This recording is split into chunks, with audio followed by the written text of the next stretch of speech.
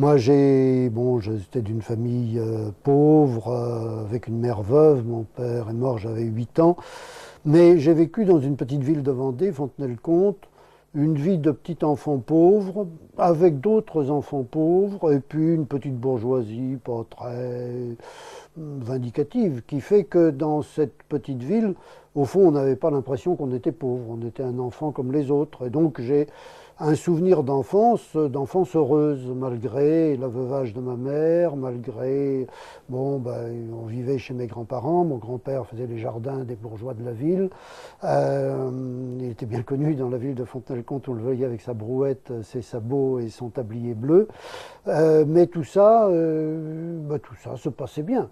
Mais à 14 ans, il a fallu travailler, il a fallu, ma mère, chercher un emploi, pour elle et pour moi. Et on est parti dans la grande ville de l'Ouest qui est Nantes. Et on est arrivé à Nantes dans la situation exacte des émigrés de toujours, hein, des émigrés d'aujourd'hui et d'hier. C'est-à-dire qu'on arrive dans une ville où on n'a pas d'emploi et où on n'a pas de logement. Donc qu'est-ce qui se passe? Ma mère est concierge et moi je suis garçon de course. Et la rupture entre une vie tranquille dans une petite ville rurale encore, qui était Fontenay-le-Comte en Vendée, et cette grande ville industrielle de Nantes a été un choc extrêmement dur. D'abord, tout d'un coup, c'est certainement là que inconsciemment, j'ai pris conscience qu'il existait des classes et qu'il existait une lutte des classes. C'est-à-dire que je me suis trouvé, moi, petit garçon de course de 14 ans, aller porter des paquets ou des lettres chez des gens.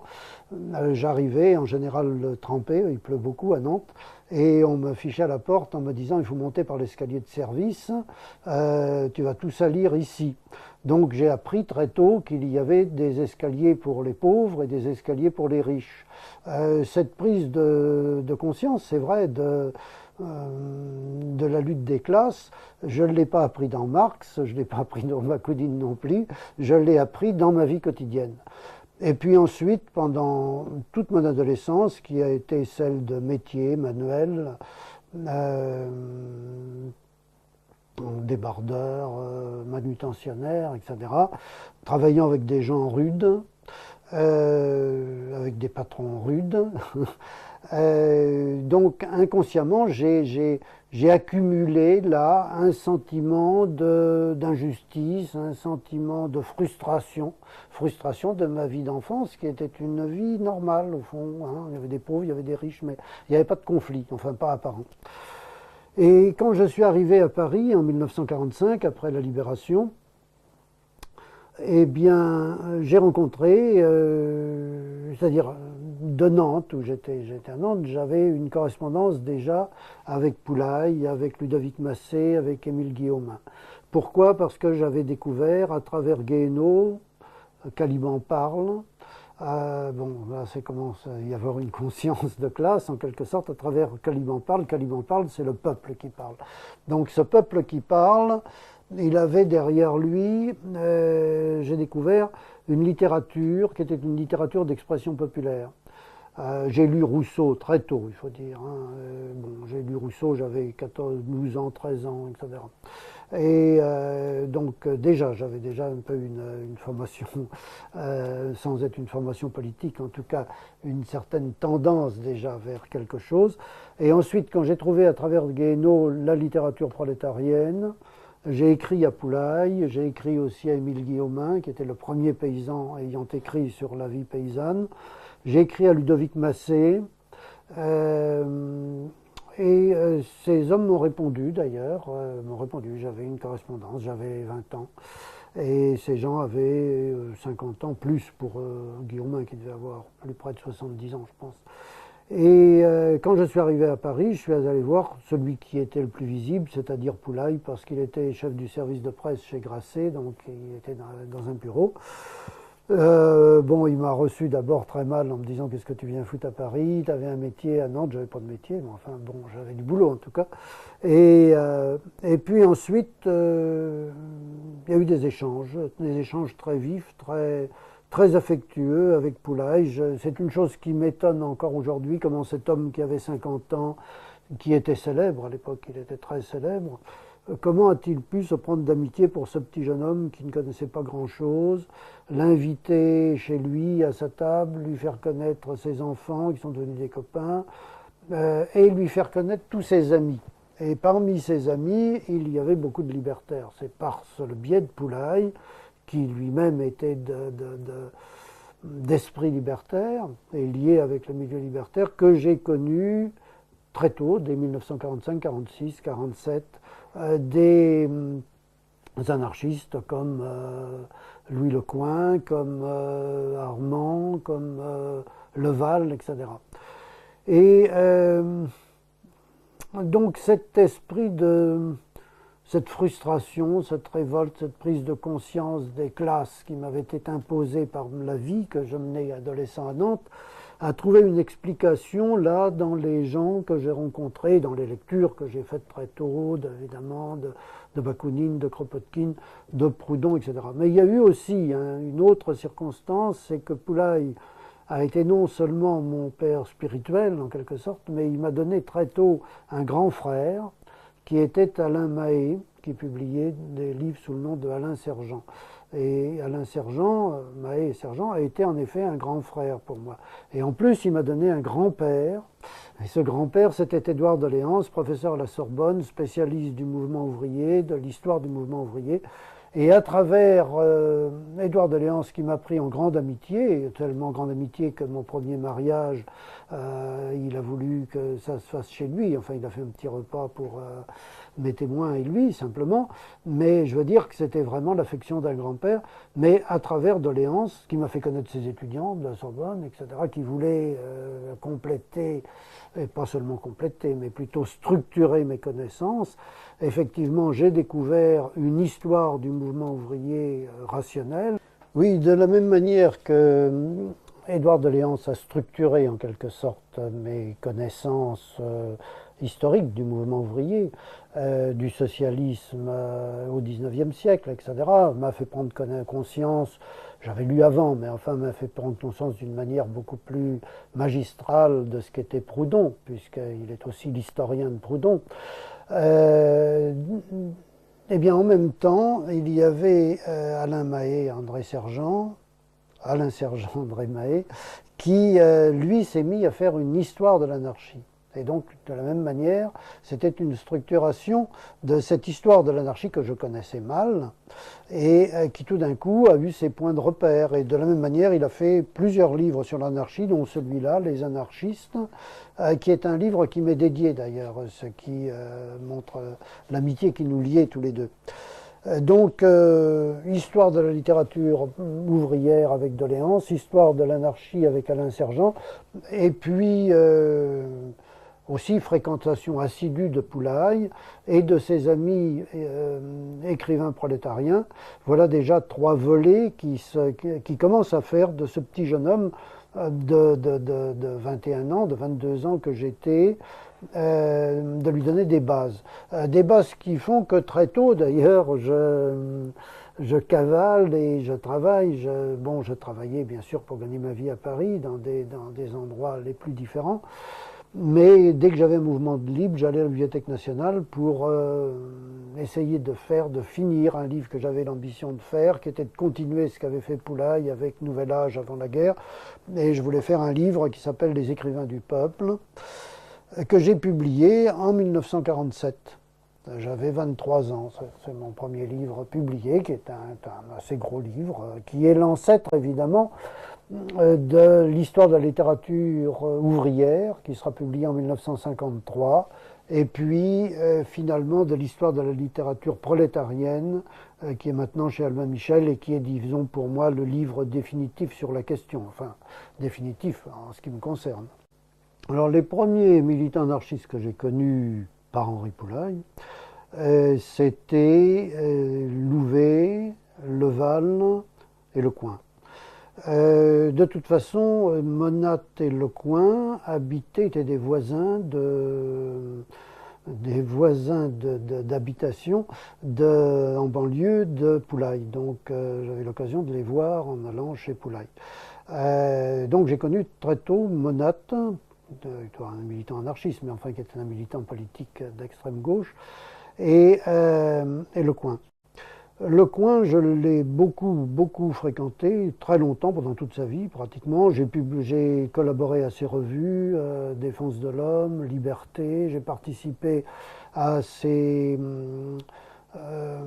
à ses mouvements pacifistes et notamment aussi à sa lutte pour obtenir un statut pour les objecteurs de conscience. Le Coin était un petit homme, très petit, un peu rond d'ailleurs. D'ailleurs, c'est assez curieux, c'est que la plupart de ces hommes, pour moi-même qui suis de petite taille, étaient tous de petite taille. Poulaille était de petite taille, à peu près comme moi. Le Coin et Joyeux étaient également de très petite taille. Donc tous ces gens petits étaient des gens très grands finalement. Je veux dire très grands par l'esprit, très grands par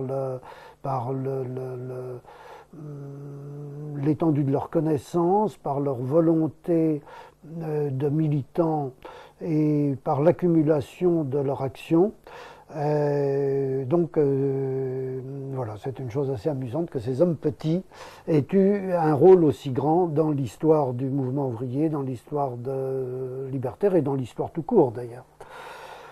Le Coin, oui, je l'ai vu toujours beaucoup. J'ai vu aussi beaucoup Armand, dont on ne parlait pas tout à l'heure, qui est aussi quelqu'un que j'ai connu très tôt. J'ai même fait des conférences, qui est un bien grand mot, dans ces réunions mensuelles dans des bistrots où se réunissaient les partisans d'Armand.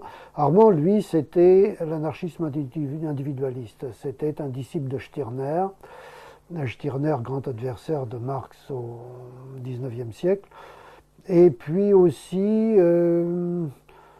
quelqu'un qui prônait la liberté totale, notamment la liberté amoureuse, ce qui d'ailleurs ne manque pas de sel parce que c'est quelqu'un qui était très jaloux de sa propre femme. Enfin, il ne fallait pas l'approcher très vite. C'est d'ailleurs un trait qui est commun à beaucoup de doctrinaires, c'est-à-dire qu'entre la pureté de la doctrine et puis leur propre attitude dans la vie, il y a parfois des divergences. Enfin, par exemple, la plupart de ces militants anarchistes qui étaient des libertaires, foncièrement des libertaires, et qui ont fait une action libertaire ou pacifiste, par exemple le Coin ou le Val d'ailleurs, ont été des objecteurs de conscience, si l'on peut dire, avant que ce mot existe, dès la guerre de 1914, et emprisonnés comme tels. Ce sont des gens qui n'ont jamais d'ailleurs failli dans leur idée de liberté. Or, pas le Val, mais le Coin ou Joyeux, dont je parlerai tout à l'heure, sont des gens qui avaient un tempérament un peu dictatorial, enfin je veux dire qui n'aimaient pas beaucoup la contradiction et qui se sont souvent et qui n'acceptaient guère la contradiction. Oui. Eh bien, oui, le Val, je l'ai vu beaucoup. Le Val est quelqu'un qui était aussi très accueillant pour moi, qui m'a accueilli chez lui avec sa compagne. Bon, c'est une période où j'avais pas beaucoup, j'avais souvent le ventre vide. Poulaille m'invitait à dîner chez lui souvent, mais le Val aussi. Et le Val a certainement joué une grosse influence sur moi, peut-être moins directement que les autres parce que je l'ai vu moins, mais parce qu'il m'a peut-être raconté plus de choses. Je veux dire que je passais des soirées chez lui et il m'a beaucoup parlé évidemment de la guerre d'Espagne à laquelle il avait participé très activement. Il m'a parlé aussi beaucoup de ses voyages en URSS où il était mandaté par la CGT espagnole et où il avait été en opposition à Trotsky, par exemple, comme l'avait été d'ailleurs à la même époque les délégués français envoyés par leurs organisations ouvrières et qui détenaient dans le concert de soumission à l'orthodoxie bolchevique qui avait lieu en Russie. Donc le Val, fils de communards, euh, avec une enfance assez tragique qu'il a racontée d'ailleurs dans l'enfance en croix, et quelqu'un que j'ai moins vu, certainement moins longtemps que Joyeux, moins longtemps que Lecointre, mais qui m'a peut-être beaucoup marqué dans ses théories du socialisme libertaire. C'est peut-être finalement à la doctrine ou aux idées de Leval que je suis le plus tributaire. Alors que, bon, Lecointre, c'était aussi un petit homme. Non, Armand, c'était aussi un petit homme rond, qui était le plus âgé d'ailleurs de tous. Mais l'anarchisme, individualisme d'Armand m'a sans doute moins marqué que le pacifisme de Lecointre, auquel j'ai beaucoup participé. Et puis ensuite, en 1947, je crois, l'époque où j'ai publié mon premier livre, Les écrivains du peuple, Joyeux était libraire. Il avait une librairie à Montmartre qui s'appelait le Château des Brouillards. Château des Brouillards. Il avait une librairie à Montmartre qui s'appelait le Château des Brouillards et je suis allé lui porter un jour Poulaille, toujours Poulaille. Il m'a dit bah, il faut que tu ailles à Montmartre, tu vas voir, il y a un type qui s'appelle Joyeux, c'est un copain, et tu lui portes tes écrivains du peuple. Donc je lui ai porté mes écrivains du peuple et ça a été le commencement d'une grande amitié avec Lecointre. Alors, ça a été le commencement d'une grande amitié avec Joyeux qui s'est poursuivie jusqu'à la mort de Joyeux, jusqu'à sa vieillesse, et qui s'est poursuivie avec la compagne de Joyeux, Suzy Chevet, qui était un personnage assez extraordinaire aussi, animatrice des galas libertaires, qui s'est poursuivie avec les enfants, les enfants, avec la fille et le gendre de Joyeux, qui était un militant anarchiste espagnol, et puis les petits-enfants, Rosel, qui est d'ailleurs devenu le secrétaire de la fédération anarchiste, et puis et les filles aussi, les petites filles. C'est une chose assez, c'est ce que je disais à Joyeux, c'est assez extraordinaire, la fin de sa vie où il était malade et où il commençait évidemment à être un peu triste. À Montmartre, j'allais le voir parfois et je lui disais mais tu as quand même eu une chance extraordinaire dans ta vie parce que tu as quand même eu un gendre et une fille, c'était un gendre et une fille adoptive, mais enfin c'était pareil, de toute façon il lui vouait une affection tout à fait filiale. Et tu as de chance d'avoir eu une fille et un gendre qui sont des militants anarchistes et d'avoir trois petits-enfants qui sont aussi des militants anarchistes. Il y a une continuité quand même très rare, car souvent les enfants sont en contradiction avec les pères. Et là, ce sont toujours des militants très actifs. Alors Joyeux, il a beaucoup compté dans ma vie. J'ai publié d'ailleurs dans mes collections chez Casterman un de ses livres, L'anarchie ou la révolte de la jeunesse, lié plutôt à 68. Et la collaboration au monde libertaire, la participation au groupe de Joyeux, qui était le groupe Louise Michel à Montmartre, la collaboration à la revue La Rue, tout ça est une chose qui évidemment compte beaucoup dans ma vie. Alors, oui, il y avait des personnages assez étonnants d'ailleurs. Au fond, j'ai connu tous les militants anarchistes de l'époque, et bon, je ne vais pas les citer tous. Alors, je cite ceux avec lesquels j'ai été le plus lié. Il y avait Lacasse-Duthier, par exemple, avec ses cahiers de c'était pas l'aristocratie, c'était... Artistocratie, c'est ça. Et il y avait Charles-Auguste Bontemps. Charles-Auguste de Bontemps était lui un très grand gaillard, très fort, et qui ressemblait un peu à un grand bourgeois d'ailleurs, et qui avait une voix de stentor, et donc dans toutes les réunions, tout d'un coup, il prenait la parole. Et alors il y avait un grand discours, d'ailleurs qui était toujours très intelligemment fait, d'ailleurs, mais c'était quelqu'un qui parlait comme parlaient je suppose, les grands orateurs du début du siècle, comme devait parler Jaurès sans doute, avec Clémenceau, j'en sais rien, mais c'était quelque chose d'assez étonnant. Il y avait aussi Joyeux d'ailleurs, alors tout à fait différent, avec un côté lui assez prolo. C'était aussi un débatteur assez extraordinaire, Joyeux d'ailleurs, mais c'était le débatteur populaire, lui, tandis que Bontemps, c'était le débatteur, on pourrait presque dire universitaire, bien qu'il n'était pas universitaire, mais il y avait une redondance extraordinaire. Pierre-Valentin Berthier, alors lui, j'ai été très lié à Pierre-Valentin Berthier. C'était un homme qui était journaliste en province, à Issoudun, et son journal avait été absorbé par un journal communiste, et donc il avait été mis à la porte du journal en tant que militant anarchiste de vieille date. Et un ami lui avait donné la gérance d'une librairie. Or, au même moment où il avait cette gérance de librairie, il a eu un poste de correcteur d'imprimerie. Les correcteurs d'imprimerie ont été, après la Seconde Guerre mondiale et pendant longtemps, disons, syndicalement entre les mains des anarchistes. Et c'était d'ailleurs une ressource. Je sais que Poulaille avait pensé à ça pour moi. Il m'avait envoyé à Louis Louvet et à Simone Larcher, qui étaient responsables justement du syndicat des correcteurs, mais ça n'avait pas marché, pas de poste, etc. Bon, j'ai fréquenté un peu aussi Louvet et Simone Larcher, qui étaient des gens sympathiques d'ailleurs, qui faisaient une revue, ce qu'il faut dire, etc. Donc Berthier se trouve coincé parce que il a son poste de correcteur et puis il a une petite librairie en gérance. Donc il m'offre d'être le gérant, l'employé de la librairie qu'il avait en gérance, que j'ai tenu avec sa femme, avec sa compagne.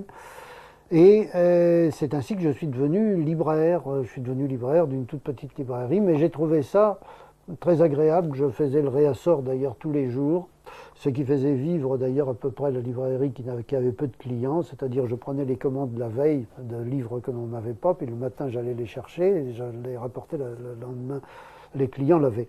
Donc j'ai trouvé ça très, très agréable. Je me suis dit, pour moi qui étais à la recherche toujours d'une situation sociale, je me suis dit, libraire c'est drôlement chouette, c'est bien, mais comment est-ce qu'on peut être libraire? Moi je ne peux pas être libraire, je n'aurai jamais d'argent pour avoir un fonds de librairie. Être commis libraire, c'est pas si simple, il faut aussi avoir des références, je n'en avais pas. Et il y avait un copain sur les quais de la Seine qui était bouquiniste, qui était Tellet, qui était un ami de Poulaille. Et Tellet m'a dit, pourquoi tu ne demanderais pas des boîtes de bouquinistes? C'est ainsi que j'ai demandé des boîtes de bouquinistes que j'ai obtenues. Et j'ai été bouquiniste sur les quais de la Seine pendant 10 ans à peu près, mais pendant 7 ans d'une manière active, qu'après je les avais laissés à ma compagne qui était anglaise et qui les a tenus pendant assez longtemps et qui était assez pittoresque. Et là, il y a eu des articles d'ailleurs parce que c'était l'anglaise bouquiniste sur les quais de la Seine, c'était assez inattendu évidemment. Mais je dois dire que mon travail de bouquiniste m'a permis de me stabiliser dans la vie. Avant, je courais un peu les cachetons d'articles de journaux dans les uns et les autres. Je publiais dans des journaux syndicalistes, dans l'Émancipation paysanne, dans Monde ouvrier, etc. Et puis j'ai commencé aussi à faire des articles, mais presque uniquement sur la littérature prolétarienne dans le journal Art, et puis peu à peu ça m'a fait venir à la critique d'art. Mais ça, c'est une longue histoire qu'on ne va pas développer ici. Et bouquiniste, je le suis resté donc longtemps et j'ai beaucoup aimé ce travail de bouquiniste. J'ai été d'ailleurs élu très rapidement, sans avoir rien demandé, secrétaire du syndicat des bouquinistes, et puis ensuite secrétaire du prix des bouquinistes. Et longtemps après, c'est-à-dire, je ne sais pas quoi, 30 ans après peut-être, eh bien, les bouquinistes de Paris m'ont fait la surprise de me donner le prix des bouquinistes, ce prix qu'ils avaient repris, Et donc l'ancien bouquiniste, ancien secrétaire du syndicat des bouquinistes, a été en 1996 lauréat du prix des bouquinistes sur les quais de la Seine, avec une fête dans un bistrot qui était très agréable, où j'ai rencontré tous mes anciens, non pas beaucoup, mes anciens collègues, non, ils n'étaient plus là, mes anciens collègues. Mais la surprise, c'est qu'il y avait un jeune bouquiniste qui était le petit-fils, qui est toujours bouquiniste, et qui est le petit-fils d'Henri Poulaille. Comme quoi il y a une continuité dans mon existence. Et ce prix des bouquinistes a été décerné, ce qui est important pour moi, à un livre qui est La mémoire des vaincus. Et La mémoire des vaincus est un roman qui traverse en quelque sorte le siècle, mais qui fait l'histoire du mouvement libertaire en France.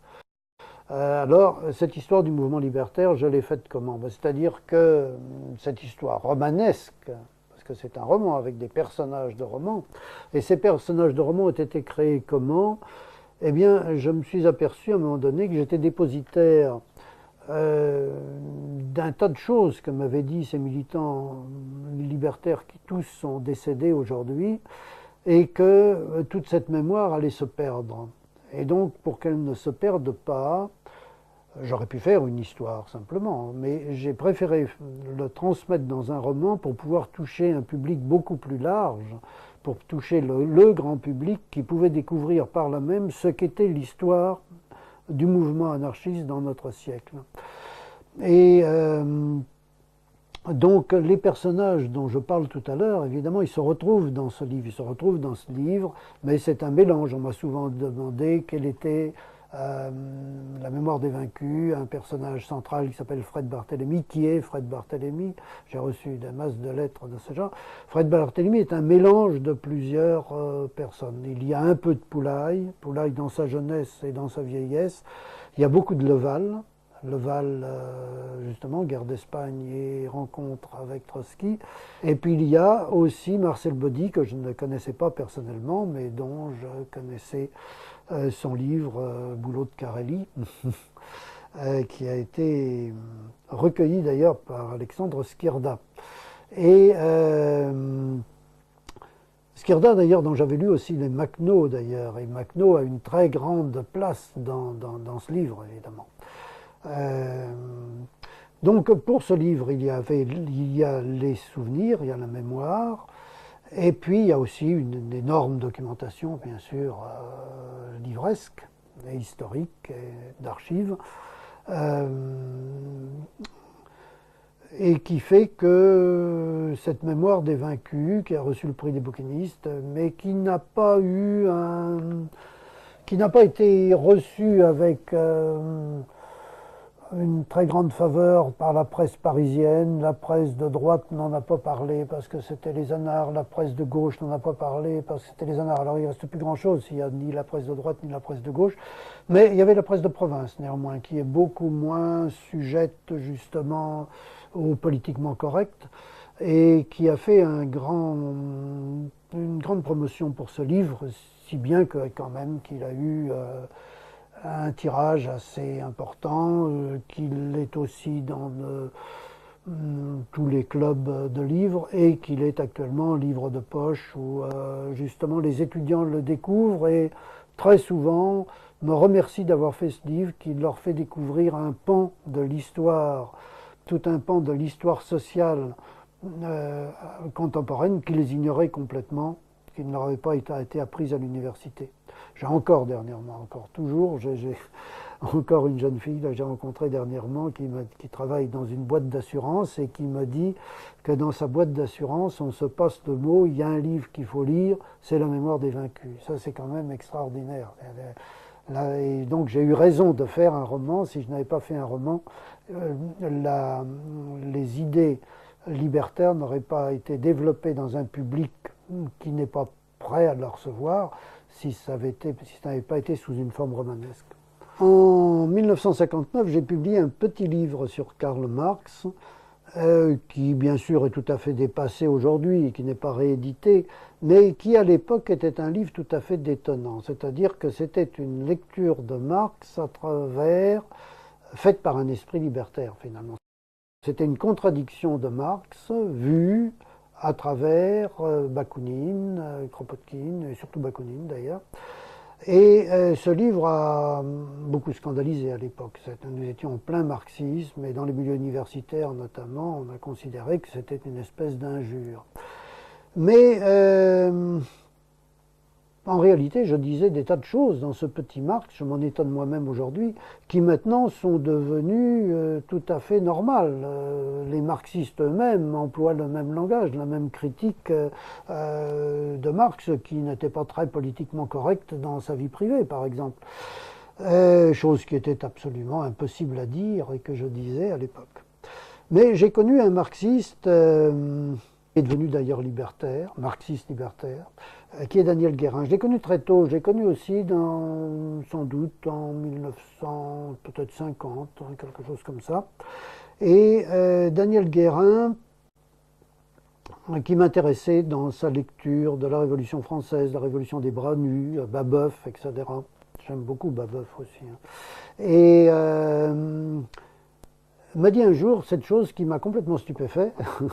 M'a dit, oh, mais toi qui es vendéen, pourquoi tu ne ferais pas une lecture marxiste des guerres de Vendée?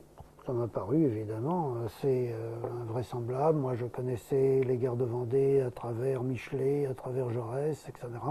C'est-à-dire à travers un esprit républicain, et je voyais que c'était quelque chose de tout à fait passéiste, etc. Et beaucoup plus tard, après avoir consacré un livre à ma mémoire familiale, l'accent de ma mère, à travers ma mère qui avait un accent, qu'est-ce qu'il y avait derrière cet accent? Derrière cet accent, il y avait un dialecte, qui est le dialecte Poitevin-Saintongeais. Il y avait, que j'ai parlé pendant mon enfance d'ailleurs, que parle ma famille, ça me patois.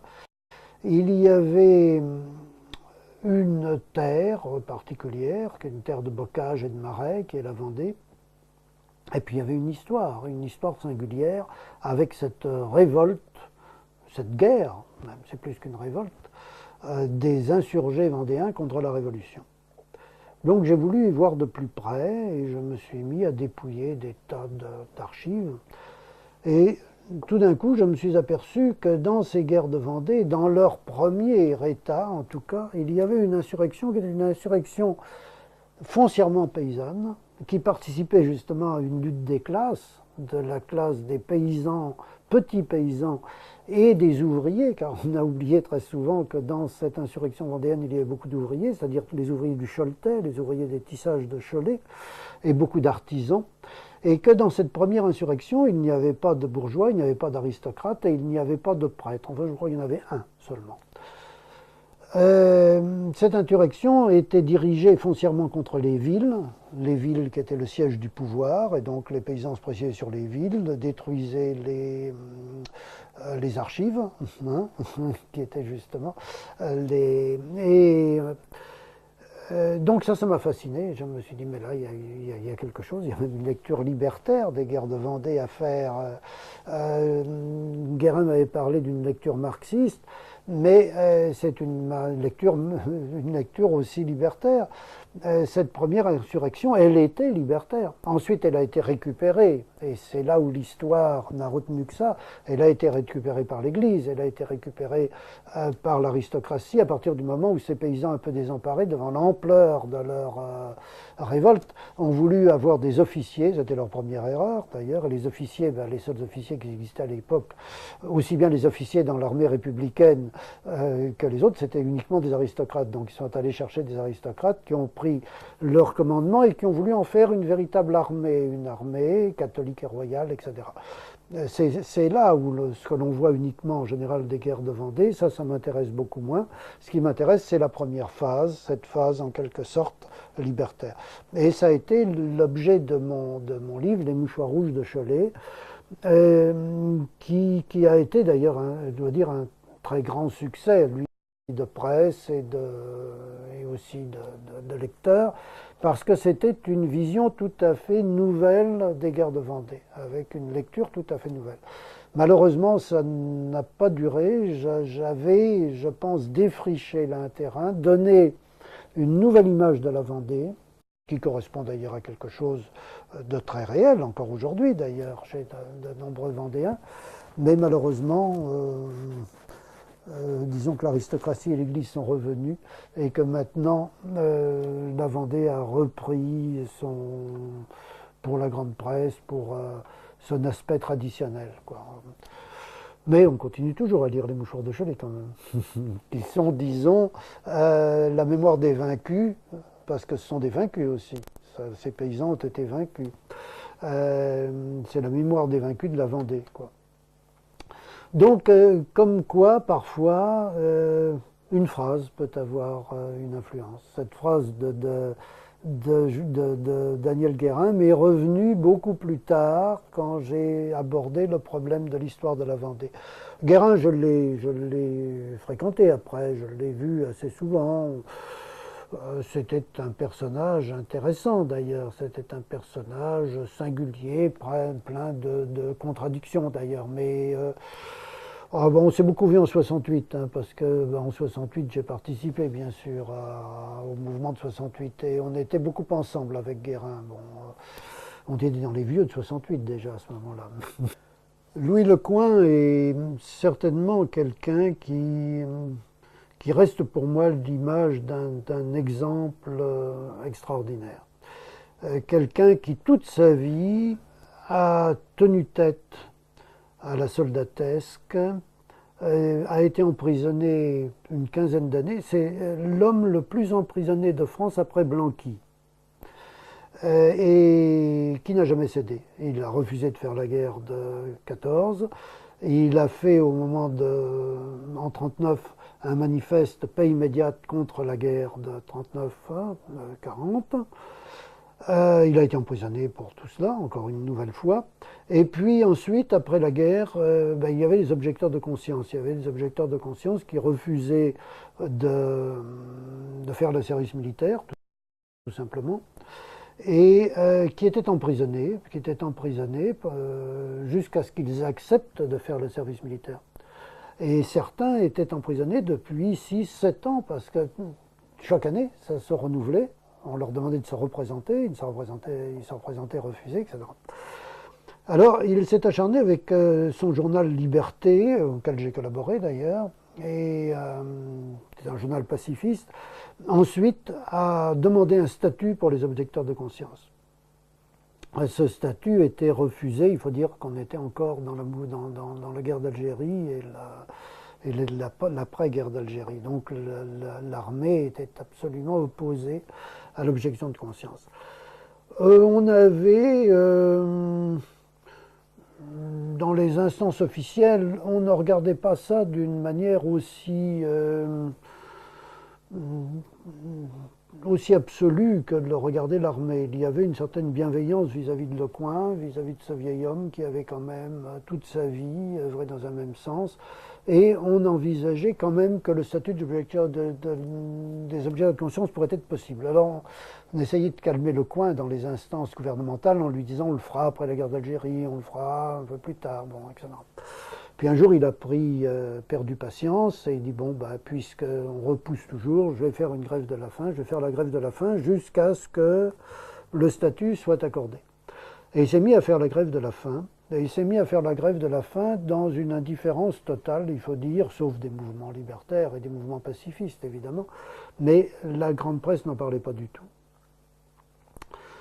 Et un jour, j'ai eu l'idée d'écrire à Jean-Jacques Servan-Schreiber. Je n'étais pas très connu, moi, à l'époque, hein, et Jean-Jacques Servan-Schreiber, je ne le connaissais pas. Mais je lui ai écrit une lettre en lui disant, il y a un vieil homme qui va mourir, qui fait la grève de la faim, qui va mourir pour le statut de lecteur de conscience, etc. Faites quelque chose. Et à ma grande stupéfaction, Servan-Schreiber m'a répondu en me disant oui, nous allons faire quelque chose. Et ils ont fait des grands articles dans l'Express qui ont évidemment focalisé à la fois le pouvoir et l'opinion sur Lecoing. le général de Gaulle, le chef de l'État à ce moment-là, lui-même a dit « Je ne veux pas voir mourir Monsieur Lecoing ». Donc à partir de ce moment-là, le statut des objecteurs de conscience a commencé à se faire. Sur ce plan des objecteurs, d'ailleurs, je dois dire que j'ai toujours une petite action, c'est-à-dire quand on me demande d'intervenir, pas pour un objecteur, puisque l'objecteur maintenant, l'objection est officielle, mais il y a aussi les insoumis. Il y en a qui ne veulent pas participer, même au service civil qui est imposé, et qui est le double d'ailleurs du service militaire. Et donc, quand on me demande d'intervenir pour un insoumis, je le fais toujours, avec plus ou moins de succès, mais enfin, je le fais toujours. Donc là, je reste vraiment très très fidèle, et je resterai, je l'espère, toujours fidèle à l'esprit de Lecoing dans ce sens. Le pacifisme est pour moi une chose, enfin vraiment, je veux dire que le danger de l'armée étant une chose tellement permanente, on la voit tous les jours, il suffit de lire les journaux. Qu'est-ce qu'on voit en Afrique? Qu'est-ce qui fait les massacres? Qu'est-ce qui prend le pouvoir? Qu'est-ce qui élimine le civil? C'est toujours l'armée. C'est la même chose en Amérique latine pendant longtemps. Qu'est-ce qui tenait le pouvoir en Russie? C'était en fait l'armée aussi, c'est pareil. C'était les généraux. Peut-être que Staline même était prisonnier des généraux. Qui étaient prisonniers l'un de l'autre? C'était quand même l'armée qui était la plus solide. Hein. D'ailleurs, c'est pour ça que Staline est devenu généralissime, à un moment donné, maréchalissime, je ne sais pas quoi, comme ça il coiffait l'armée d'ailleurs. Bon. Donc ça, le pacifisme est pour moi quelque chose de primordial dans la propagande libertaire. Alors en mai 68, je me suis retrouvé beaucoup avec Daniel Guérin dans des actions, notamment à l'hôtel de massage, c'était Jean de Lette, c'était pas très extraordinaire d'ailleurs comme prise de... Mais on a eu la surprise un jour de voir les drapeaux noirs qui étaient plantés à l'entrée de l'hôtel de Massa. Et là, les responsables de CD Jean de Lette ont été absolument furieux. Ils nous ont interpellés, Daniel Guérin et moi, en disant « Vous allez enlever tout de suite ce drapeau noir ». Pas question d'enlever le drapeau noir. De toute façon, moi, je suis contre tous les drapeaux, y compris le drapeau noir. Je trouve que c'était aussi un drapeau de trop. Mais enfin, n'oublions pas que le drapeau noir est un non-drapeau. C'est un drapeau sans couleur. Mais enfin, quand même, je trouve que c'est aussi un drapeau de trop.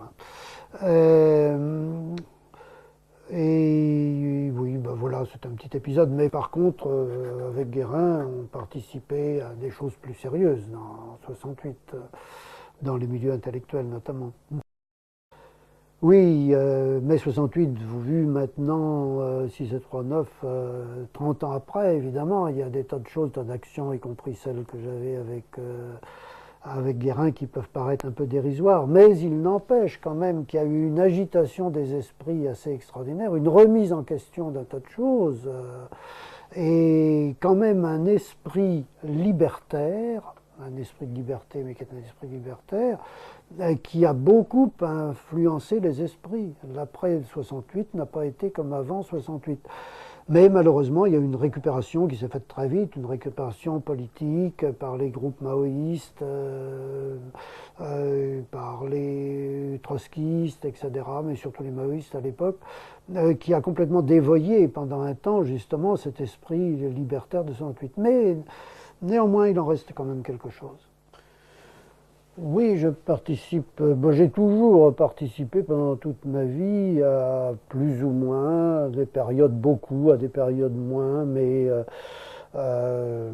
j'ai collaboré, oui, à Liberté, à Défense de l'Homme, à La Rue, au Monde Libertaire. J'ai été dans les premiers collaborateurs de Radio Libertaire, quand Radio Libertaire s'est créé. C'était une chose très importante d'ailleurs pour la propagation des idées libertaires.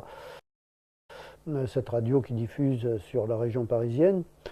J'ai même fait des suites d'émissions pendant un temps, personnel, mais autrement j'ai beaucoup collaboré à Radio Libertaire. Et Et puis au monde libertaire aussi, au monde libertaire, pris souvent des positions, etc. Je le fais moins aujourd'hui, parce que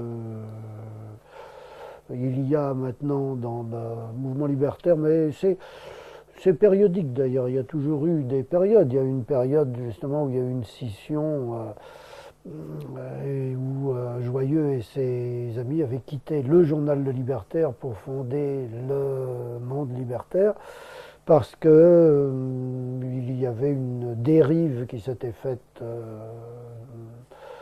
au sein de la Fédération anarchiste.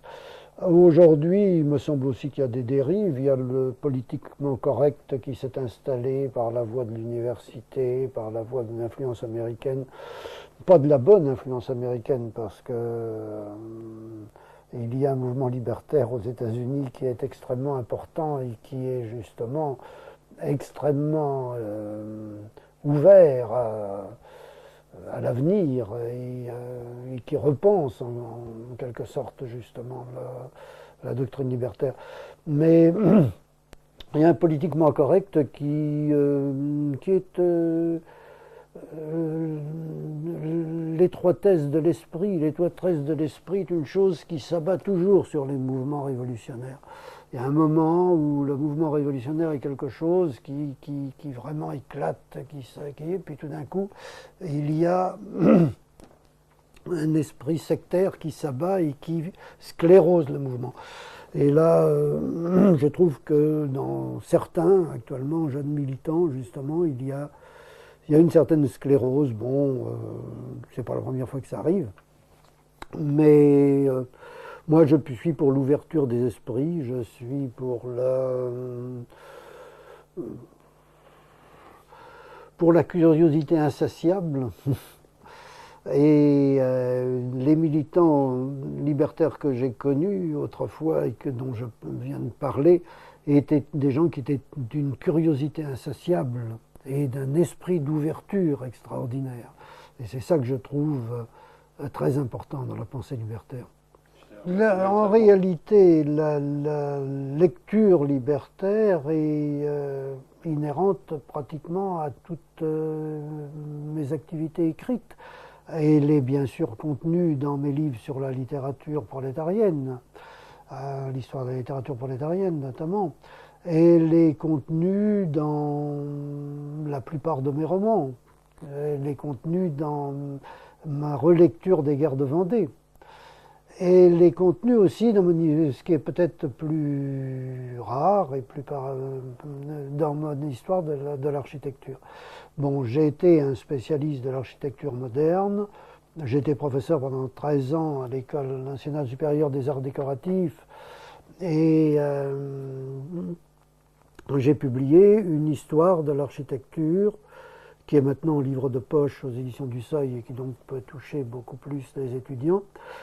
Et le premier volume, notamment, de cette histoire de l'architecture, qui traite du XIXe siècle, c'est-à-dire de la naissance de la modernité, de notre modernité, eh bien, j'y montre justement comment les doctrines socialistes libertaires du début du XIXe siècle, comment Fourier, comment Considérant, comment Proudhon, ont influencé considérablement les architectes de leur temps, à la recherche d'un habitat social, à la recherche d'un habitat populaire. Et mon histoire de l'architecture est certainement l'une des rares qui donne autant de place à l'architecture populaire, à l'architecture de l'habitat, etc. Et là encore, c'est certainement une retombée et une originalité, ensuite d'ailleurs dans ma lecture de l'architecture, que cette pensée libertaire qui se trouve encore là, mais qui ne se trouve pas comme élément de propagande, elle se trouve comme élément de réflexion pour la naissance de l'urbanisme moderne, en tout cas, moins dans l'architecture que dans l'urbanisme. La critique de la ville, l'idée que le pouvoir, que la ville est liée au pouvoir et que si le pouvoir dépérit, la ville dépérit en même temps, par exemple. C'est une idée qui se trouve chez beaucoup d'urbanistes, qu'on appelle d'ailleurs les désurbanistes. Malheureusement, les villes n'ont pas dépéri parce que le pouvoir n'a pas dépéri. C'était d'ailleurs une idée qui se trouvait dans la doctrine communiste primitive, dans celle de Lénine. Il pensait d'ailleurs que le communisme allait faire dépérir les villes et que par là même le pouvoir dépérirait au moment. Mais c'est tout le contraire qui s'est produit. Le pouvoir n'a pas dépéri et les villes russes n'ont pas dépéri. Moi j'ai eu beaucoup d'actions sur le plan de l'architecture et international. J'ai été invité par exemple à ce titre en URSS et dans les démocraties dites populaires, qui étaient peut-être populaires mais pas démocratiques en tout cas, comme on sait. Et c'est une chose qui m'avait souvent frappé parce que j'avais des discussions très libres. On pouvait avoir des discussions très libres, même en Russie, à condition que ce ne soit publié dans la presse. Mais j'avais des discussions très libres avec les architectes et les urbanistes et je leur disais, mais enfin, il y a une chose que je ne comprends pas. On avait toujours pensé que lorsqu'il n'y aurait plus la propriété du sol, eh bien, ce serait très simple, on pourrait faire à ce moment-là l'urbanisme que l'on veut, l'architecture que l'on veut, puisqu'on ne serait plus tributaire d'une propriété du sol. Alors, qu'est-ce que je vois? Je vois ici, en Russie, en Allemagne de l'Est, exactement la même architecture qu'en Occident, les mêmes grands ensembles, une même architecture concentrationnaire. Comment ça se fait? Alors, ils ne savaient pas non plus comment ça se faisait, mais ça se faisait tout simplement que le pouvoir n'ayant pas dépéri, l'architecture ne s'était pas transformée. Mes livres sur l'architecture, pas tous d'ailleurs, mais une partie de mon histoire d'architecture, ont été publiés en URSS et ont été publiés pour les étudiants. Ils ont été publiés même dans des langues comme l'arménien, par exemple. Il y a une édition en arménien soviétique, mais je me suis aperçu qu'ils étaient caviardés, c'est-à-dire qu'on y enlevait tout ce qui gênait. C'est-à-dire que là, je veux dire que les éditeurs russes, ils n'ont aucun scrupule, hein, ils ne demandent pas l'autorisation. Et par contre, quand j'étais invité en URSS, que j'ai fait des conférences aux étudiants, etc., il y avait une foule extraordinaire d'ailleurs dans les amphis. On m'a laissé libre de dire tout ce que je voulais. Hein. Et je me suis aperçu que je n'étais pas surveillé même, ce qui est le plus extraordinaire, parce que à un moment donné, des contestataires m'ont fait signe. Alors je l'ai trouvé dans des endroits, c'était assez compliqué la nuit, on m'emmenait en voiture, etc. Or, quand je suis revenu en France, j'ai fait des articles là-dessus. J'ai parlé justement de ma rencontre avec les contestataires. Et là, l'ambassade de RSS a été absolument furieuse et indignée parce qu'on m'avait laissé libre entièrement. Ils ne savaient pas que j'avais rencontré les... Donc j'ai été très libre et j'ai été très libre de dire ce que je voulais aussi. Et je le disais dans mes conférences aux étudiants, sauf qu'on ne m'a pas toujours laissé rencontrer les gens que je voulais rencontrer, dans certains contestataires historiques, disons. Il n'y en avait encore pas beaucoup parce que la plupart étaient morts, mais il en restait quelques-uns. Et là, on ne me disait pas non, mais on s'arrangeait pour que je ne les vois pas. C'est-à-dire au dernier moment, on me disait ah non, vous ne pouvez pas, vous avez un rendez-vous avec le recteur, ah non, vous ne pouvez pas, vous avez rendez-vous avec tel architecte, prix Lénine, etc. Mais à chaque fois, les étudiants me tiraient par les manches en me disant on va vous emmener voir Melnikov, qui était le grand architecte des années 25, qui était encore vivant là. Mais à chaque fois, on dit ah non, non, non, c'est pas possible, vous avez rendez-vous à tel endroit. Comme quoi, il y a toujours une manière de diriger les choses. Mais cette expérience en Russie était quand même très très intéressante, et cette expérience que j'avais aussi dans les autres pays de l'Est, que j'ai beaucoup fréquenté en tant qu'historien de l'architecture et historien d'art, on a été quelque chose où je pouvais en tout cas développer mes idées, voire mes idées libertaires, mais en milieu très restreint. Ça n'était pas diffusé, évidemment. Alors là, c'est moins flagrant. L'histoire de l'art, comme je suis un historien de l'art, surtout de l'art abstrait, de l'art d'avant-garde après les années 50, il y a peu d'esprit libertaire là-dedans, sinon la liberté de la créativité, etc. Mais néanmoins, il y a un peintre qui n'est pas abstrait, mais sur lequel j'ai beaucoup écrit, que j'ai beaucoup fréquenté, qui sans doute doit avoir une certaine influence sur moi, parce qu'il était beaucoup plus âgé que moi, c'est Jean Dubuffet. Et Jean Dubuffet est quelqu'un qui était nourri de la pensée de Stirner, notamment. J'ai pu, pour les études que j'ai faites sur Dubuffet, avoir accès à sa bibliothèque après sa mort. Et j'ai trouvé là l'unique et la propriété de Stirner qui était tout cassé, tellement il avait été lu. Et puis il avait l'habitude du buffet de casser les livres pour pouvoir les lire plus, quand il était vieux, plus facilement au lit. Bon. Et donc Stirner, très important. Dubuffet était très lié aussi à Céline. Bon, Céline a dévié, mais disons qu'à l'origine, c'était aussi un esprit libertaire. Et Dubuffet a écrit d'ailleurs un ouvrage qui est un manifeste, l'un des manifestes libertaires les plus intéressants qui ait été publié après 68. Ça, il a été publié en 68 d'ailleurs. Qui est Asphyxie anticulture. Qui est asphyxiant, oui. Et il a publié un livre qui est un des manifestes certainement les plus intéressants, publié après, en 68, enfin, donc, qui est Asphyxion de culture. C'est un brûlot libertaire, Asphyxion de culture. Alors, Henri Laborie, biologiste, écrivain biologiste, esprit curieux, vendéen, comme moi, et qui avait la particularité, comme moi, d'être vendéen et libertaire. Dans son... à l'hôpital où il poursuivait ses recherches, il y avait dans son bureau, d'ailleurs, affiché ostensiblement des ouvrages libertaires, de Kropotkin, etc. Enfin, bon. Et il est vrai que Laborie, qui était un de mes très bons amis, je lui ai dédié d'ailleurs un de mes livres qui est Le Marin des Sables, avait une pensée libertaire qui était liée à ses recherches biologiques d'ailleurs, ses recherches biologiques. Et les livres de Laborie, à ce titre, sont extrêmement intéressants et reconnus comme tels d'ailleurs dans les milieux libertaires.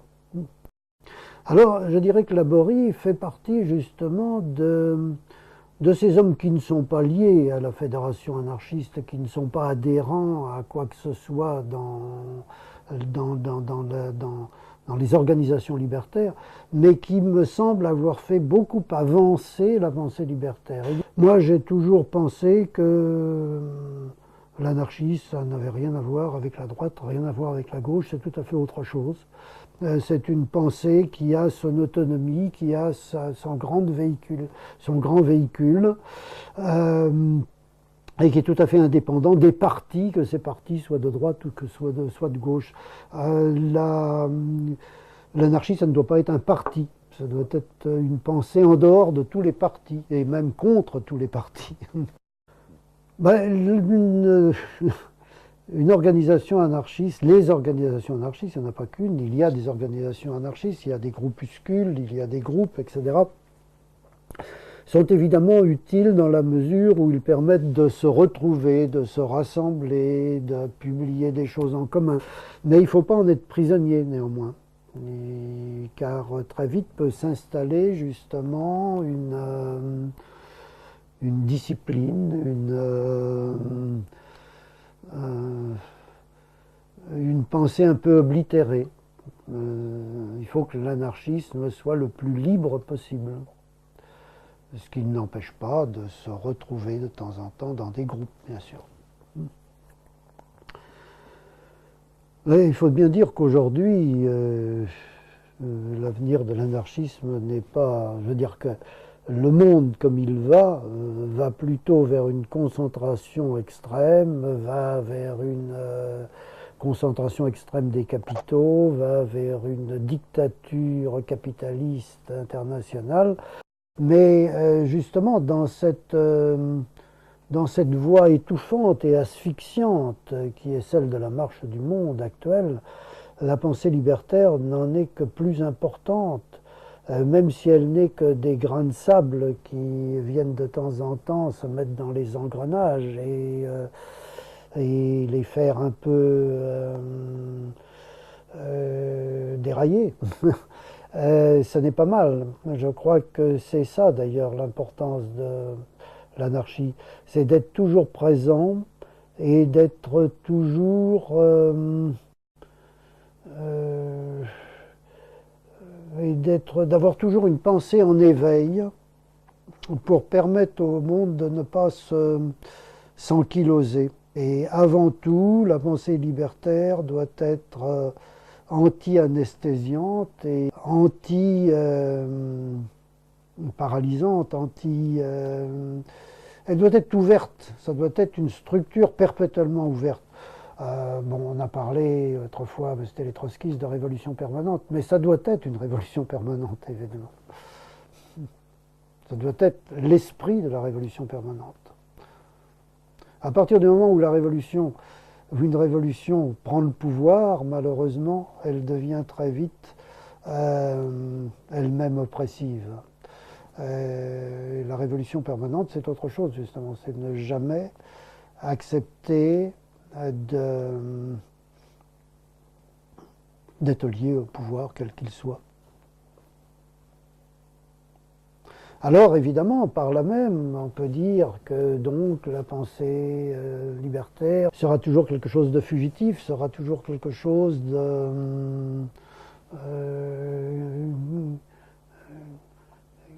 qui ne prendra pas les destinées de l'avenir en main.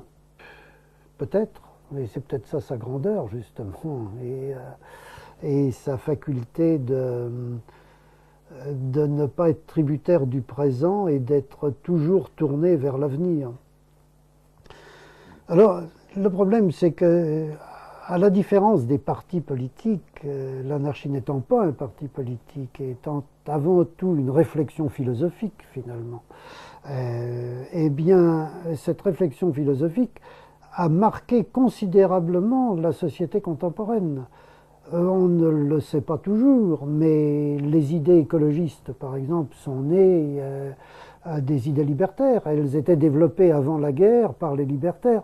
Les idées de féminisme, la liberté, le droit à l'avortement. Les anarchistes, entre les deux guerres mondiales, combien ont été condamnés pour cela, pour une propagande néo-malthusianiste. Tout ça est une retombée de la pensée anarchiste. La retombée de la pensée anarchiste est énorme dans notre société contemporaine. On pourrait dire presque que tous les mouvements d'avant-garde, que tous les mouvements positifs qui mènent actuellement la société sont nés de la pensée libertaire. Et ça, on ne le sait pas toujours. Et, la philosophie libertaire sème. Elle sème des tas de choses. Et ces graines poussent un jour. Et aujourd'hui, on le voit, les mouvements féministes, la liberté de conception, l'écologie, tout ça est né de la pensée libertaire. C'est-à-dire que c'est très difficile pour quelqu'un qui bénéficie d'une diffusion assez considérable de ses livres, qui est donc interviewé par la presse, d'avoir la même attitude qu'un militant anarchiste qui ne sort pas de son petit cercle et qui n'est jamais interviewé par personne d'autre que les gens du petit cercle.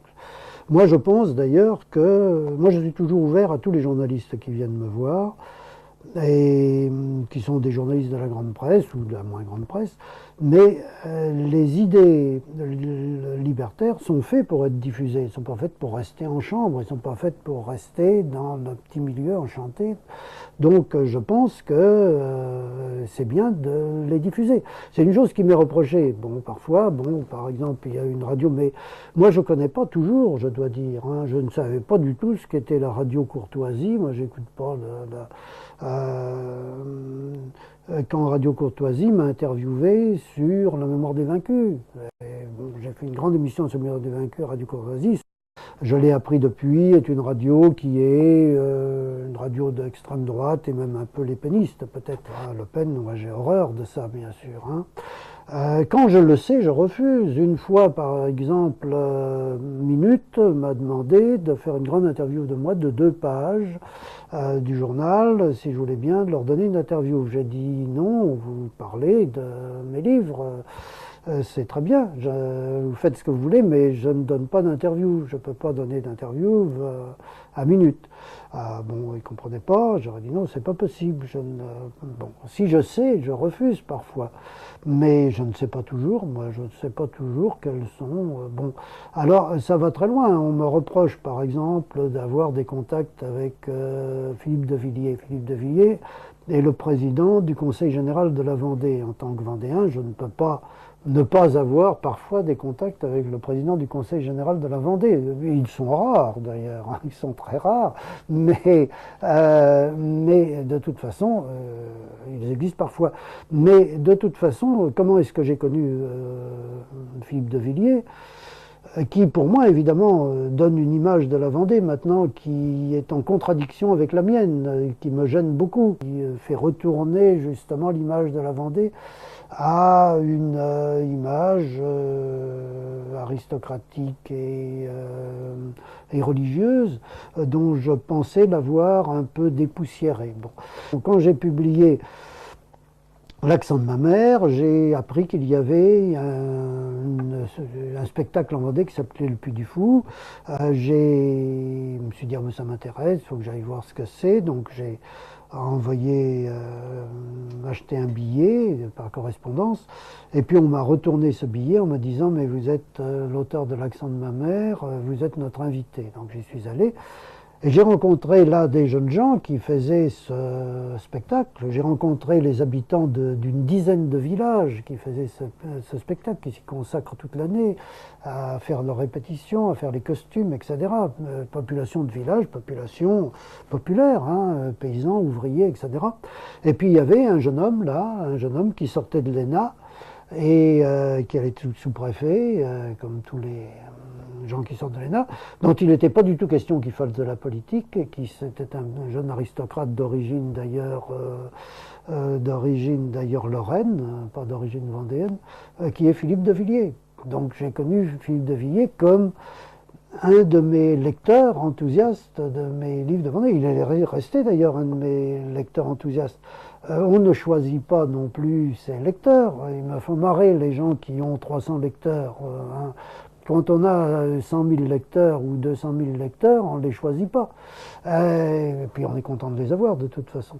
Mais donc, Philippe de Villiers m'invite, par contre, plus tard, devenu homme politique, devenu, que l'on sait, il m'invite à un grand spectacle du Puy du Fou où devait être Solzhenitsyn.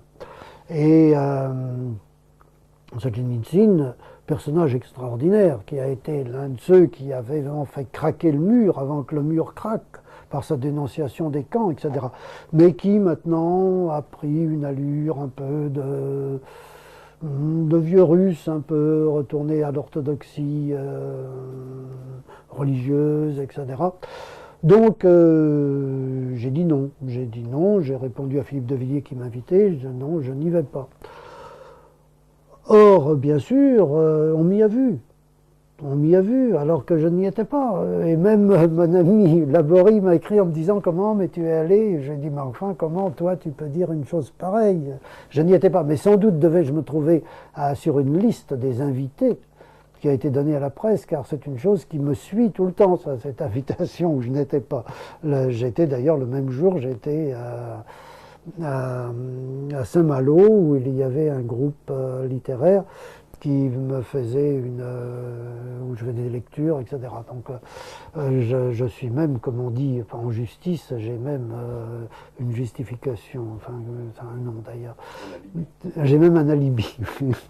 Mais j'ai même un alibi. Mais c'est absurde d'en arriver là d'ailleurs. Une chose qui m'agace beaucoup, qui me peine aussi parfois, mais à partir du moment, qu'est-ce qui est arrivé à ce malheureux Giono,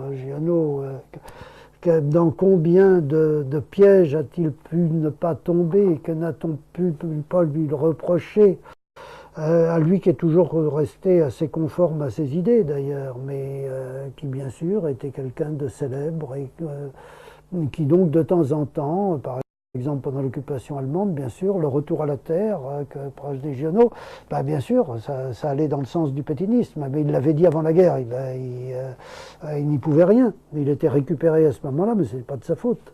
On l'a reproché à Giono après, et pendant l'occupation, il a caché des Juifs notamment, et où il a eu une action vraiment liée en liaison avec la résistance de son coin.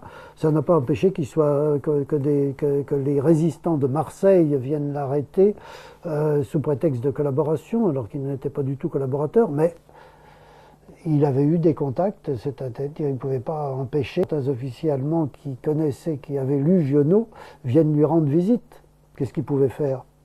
S'en aller dans la montagne, se barricader, c'est absurde. C'est-à-dire qu'il faut préciser que ces résistants étaient des communistes, qui avaient aussi pas mal de choses à se faire pardonner. Oui. Les résistants en question étaient des communistes qui avaient bien des choses à se faire pardonner, bien sûr, et donc Giono était une proie toute trouvée.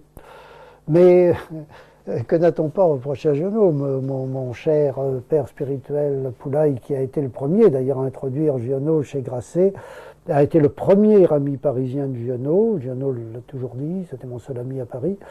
Ensuite, je ne sais pas pourquoi d'ailleurs, il ne pouvait pas souffrir Giono, il trouvait que c'était un esprit faux, etc. Comme il m'a mis en garde contre Giono. Mais il n'était pas le seul. Après la libération, tout le monde est tombé sur Giono vraiment avec une férocité effroyable. Giono a bien survécu à tout ça, finalement. J'ai l'impression qu'il les enterrera tous. Et la pensée de Giono, elle se retrouve aujourd'hui, justement, dans les mouvements écologistes et autres. Il y a une pensée libertaire de Giono que l'on retrouve aujourd'hui.